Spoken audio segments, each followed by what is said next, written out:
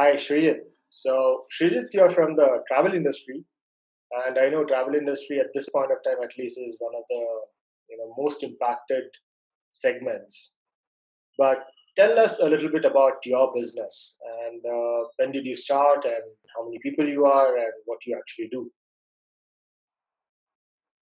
Sure. So we started.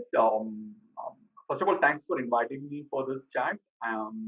So we started sometime back in 2014. That's when we had our first customer. So this is going to be this October. We'll be completing 6 years. First few years, we were a typical travel organizing company or trip planning company. Um, Somewhere in between, we used to do um, the typical bespoke or the customized tools. The key focus that we have was on the drive holiday. That's how we differentiated us from the market. So way back in 2014, we were just two of us, and by before the lockdown, couple of months around that time, 3 months back, in fact, we were almost eight people in the company. Yeah.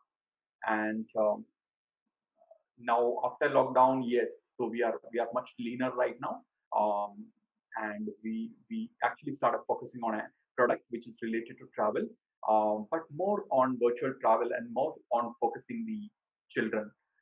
I will explain more about it subsequently, but that's where we are standing at. And in fact, your new venture has come in the newspaper also recently, isn't it? Tell us about that article which has come out, and also about the pivot that you have made. I understand that, see, your industry is very badly impacted, but you have successfully used this adversity as an opportunity. Tell us a little bit about the article, and a little more about the new business that you have started around this. Sure. So as I mentioned, when the lockdown started, and as you rightly pointed out, even before lockdown, the the writing was very very clear for us on the wall, right? We have seen our colleagues from the across the border, different countries, how things were going, from virtually non-existent business over a period of a fortnight. So we were anticipating it, but while we were not prepared, to be honest. Like we were clueless for first 1 month. I do not want to make a claim that I immediately figured out something else. And 30 days to 45 days, I was clueless. Me or my colleagues were clueless. We didn't know what to do. Only waiting and watching was the approach during those days. This I'm talking about way back in March, March till mid of April. Due to various discussions and various programs I started attending, I slowly started realizing the impact of digital world. But I was still not able to figure out how we could develop a model where revenue could be generated out of in travel space in digital format. If you look at virtual travel as a concept, most of them were doing primarily to engage with the customers, right? Engaging with the existing customers. Various tourism boards were doing their own promotional activities using virtual travel. And I was very clear that if I also start doing it, it might be just another activity for engaging, but I don't know whether I will survive after engaging. If money doesn't come, how do you survive? And that's when we started looking at which segment will a virtual travel actually can appeal. And when we looked at and what kind of content is available online, and then we saw all kinds of content is available on travel space, but that is nothing curated for a specific segment. There are a lot of YouTube videos and there are a lot of promotional videos, bloggers and all that.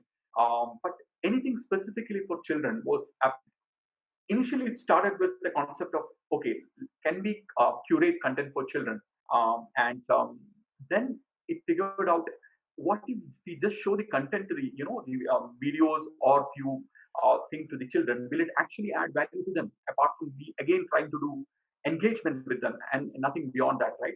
And that's when we looked at how exactly a model can be developed, and that's when we um, look at education through virtual travel. You can call it as edutainment, you can call it as education through virtual travel. So we prepared this module with the help of input from a lot of people, um, and we have taken inputs from people from we have taken inputs from those who are into experiential learning. All has have been put into place, and then we created a module where critical thinking and logical reasoning can be a key concept in this product, connecting with virtual travel. But if you need, if I could add just example, what we do is we currently do Scotland. So Scotland, we start with the folklore of Scotland. That's the first session it starts. And instead of just telling the Loch Ness monster story, we go ahead and ask about, after telling the story, we show them the place. Then we ask them, do you actually need to believe just a monster story somebody tells you? Do you need to ask questions? And what are the research available? And then we give them a role play, asking them to presume them as a documentary maker who's there to find out the truth behind the monster and then come back with an idea. So that is the way the whole program is designed over a period of 2 months. It is first 3 weeks full-fledged, 2 sessions a week, interactions with the locals over there, all being built as part of the project. Yeah, regarding the article, your second question. So this article is about we now have partnered with Lahe Lahe, which is again some kind of cultural center who has their space in Indiranagar and Lanka. So we are conducting program in association with them, and regarding that, the New Indian Express Bangalore edition had contacted us, and that given an article about it. That's what about this new program. The workshop name is Young Travelers of Today, Global Citizens of Tomorrow. That's fantastic, Sreejith. As I said, the pivot is amazing. The new focus on, I would say, experiential education more than travel. Of course, you are using travel as a tool to teach kids how to do critical thinking, how to ask questions when somebody tells them something. I also know that you're also teaching kids how to do budgeting, because they have certain amount of money when they are trying to travel. So you made it a little more gamified. Kids have to really think through, understand how spending works, learn various cultures, critically analyze all that, even write articles and think about it, which is excellent. Excellent initiative overall. Regarding the reception, for the program, I would say I'm extremely happy. Over a period of, we started in the second fortnight of May, and currently we are going to start our fourth batch. So far the first 3 batches, we have got great testimonials. Kids have been happy. We have been able to get kids from different parts of India, Bangalore, Hyderabad, Mumbai, Jharkhand. We have got one kid from Indonesia who registered for this program.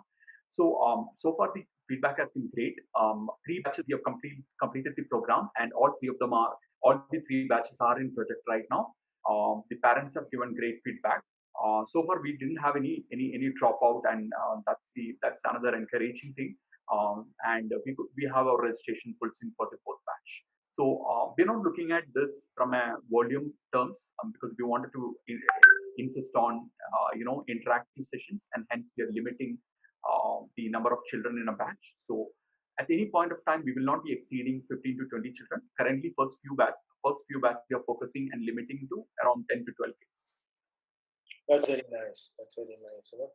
Now, as you've changed the business completely, how has your responsibilities and tasks on a daily basis changed from your travel business? Okay, so in this particular product, it has virtually been a new startup. So I have started doing from a sales to content development to marketing, because since a new product, my team is also slowly getting activated back to work, and I need to delegate to them, but it also involves a lot of initial handholding. So it's like what it started way back in 2014, doing virtually everything, and then slowly we need to split the tasks. Currently, my focus is on content building, and that is almost 70% of my time gets into identifying the right content. And I have a colleague who takes care of the content, so then she gets involved in and putting it on place. There's another colleague of mine who looks after sales, so remaining 30% of my time is involved in sales. We're trying to create promotional videos, testimonial videos which have come. We are trying to increase our social media presence, all that. So 30% of my time is in sales, and almost 70% primarily on content. Yeah. So this will have to come down slowly. We'll have to that part. I will have to reduce a little and focus more on partnering with affinity channels, affiliates, and all that. I'm assuming that you're going to look at this business for the long term, right? What type of growth are you anticipating, and how are you going to acquire clients? Sure.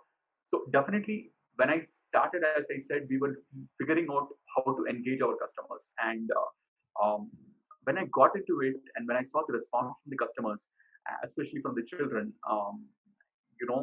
we believe that this particular product has a larger potential than the main product, which is which I started the mainstream travel, because there, of course, we have our uniqueness there as well in terms of customization, drive holidays, and all that. But this is a new category altogether, and hence I believe there is a huge scope in terms of going digital, scaling it up, multi geographies and multi languages. So that way, there's a huge scope. So this is going to be long term for sure. The client acquisition right now, I have decided to leverage upon. I refer to one of our conversations as well previously. I've decided to leverage upon the existing base that we have, because 80% of my base are primarily the couple and with family, in the sense couple with children, so the family segment in the age group of 30 to 55. So So when you so say the 80%. base, when you say base, you mean the customer base, current existing customer base from your travel business, right? Absolutely. Second set of things, I'm seriously working on a couple of partnerships where Lahe Lahe example I was telling you. Similarly, we're looking at such entities which deal with families and children, and get into some kind of training targeting the segment. When I say co-curricular training, so they have their own programs for children. So similar associates I'm looking at. My short-term vision is to enroll 1,000 children over a period of next 12 months. And for that, I am primarily 80% of that business should come from existing customer base and the affiliates that we should get into, we should engage with. Sounds good. So all the best for the new business, Sreejith, and I hope it really does well and works out for you. But it was very brave of you to step out from what you were doing and discovering a whole new area. Thank you for coming on Founder Chat. It's a pleasure to have you here, and I'm sure we will see many more successes from you in the future. Thanks so much for inviting, Anup, and thanks for all the inputs during various stages. And